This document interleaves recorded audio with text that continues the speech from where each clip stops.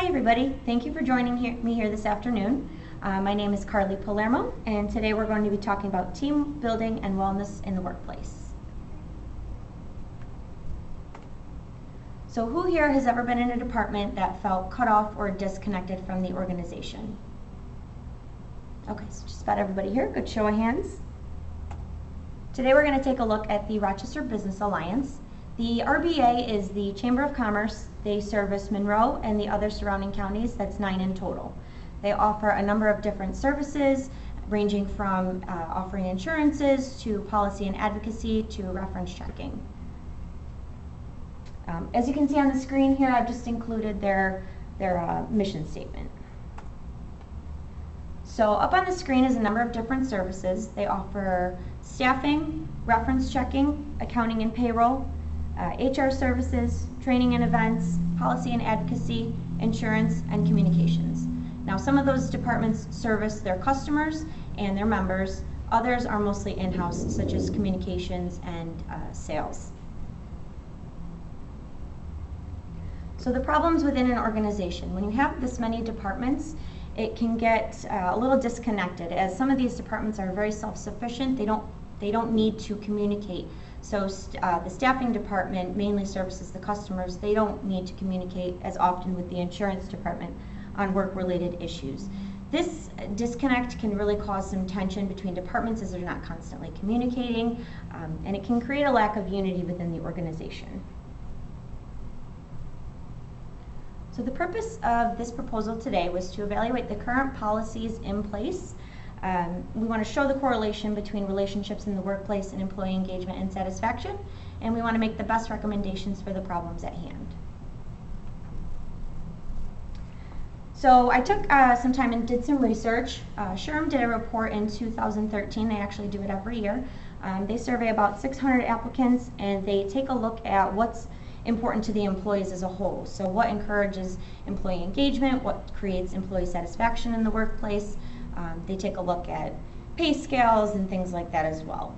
In 2013, 73% marked the relationships with coworkers as the top condition for employee engagement. This was the same for the past 2 years, in 2011 and 2012.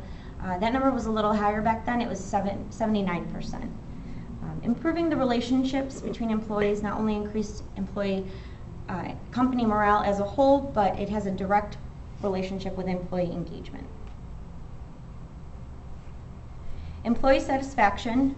This study also showed that improving the relationships increased employee satisfaction. Over 50% marked both relationships with their direct management and senior management and communications as very important on the survey. And then 41% ranked relationships between coworkers as very important as well. Employee wellness benefits. This can not only improve overall health within the company, it also has some financial benefits to the company. As you can see, implementing an employee wellness program, an average of, according to the Institute of Healthcare for Consumerism, they reported that an average of 28% reduction in sick days. There was an average of 26% reduction in health costs. So it benefits not only the employee but the company as well to have something like this created. So the recommendations we wanted to make.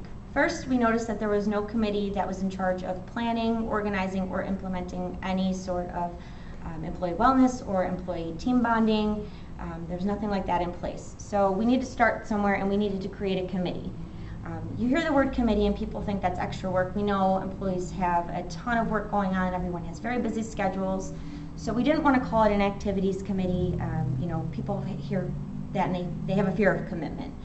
So we wanted to make the name a little different, so it would be the Fun Social Committee. That way, people, when they want to come to these meetings, they want to have fun. You're planning fun, so you should be having fun at these meetings.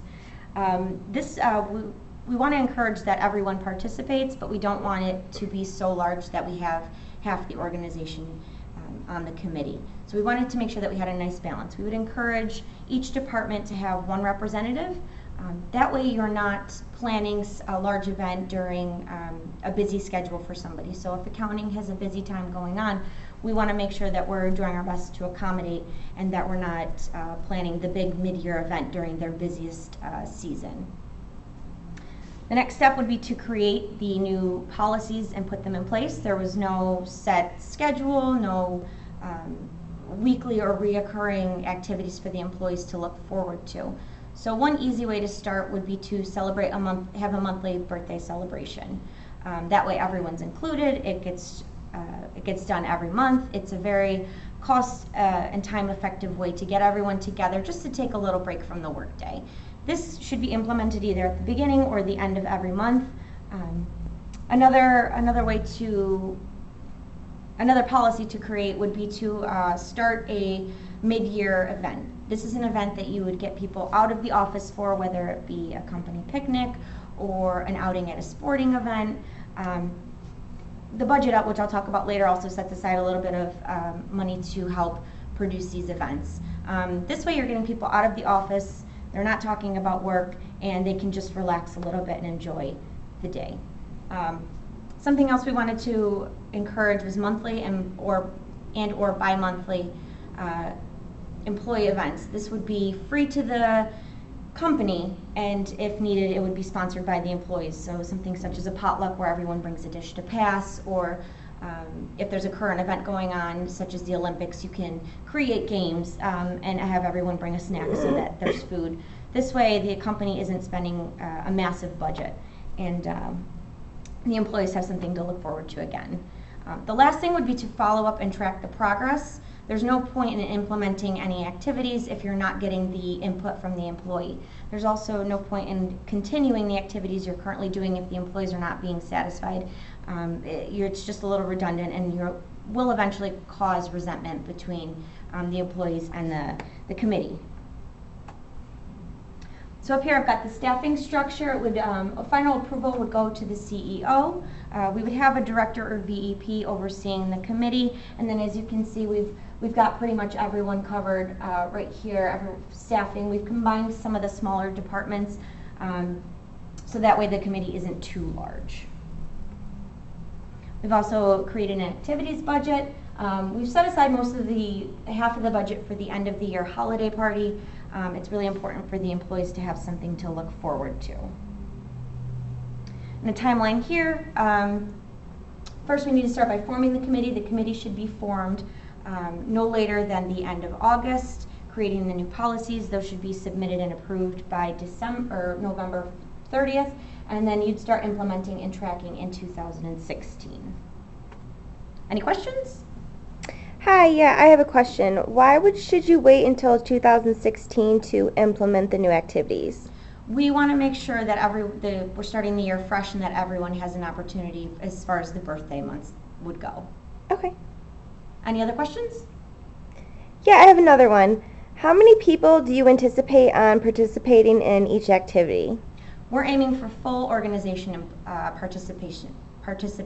So we want everyone to attend all events that we have going on.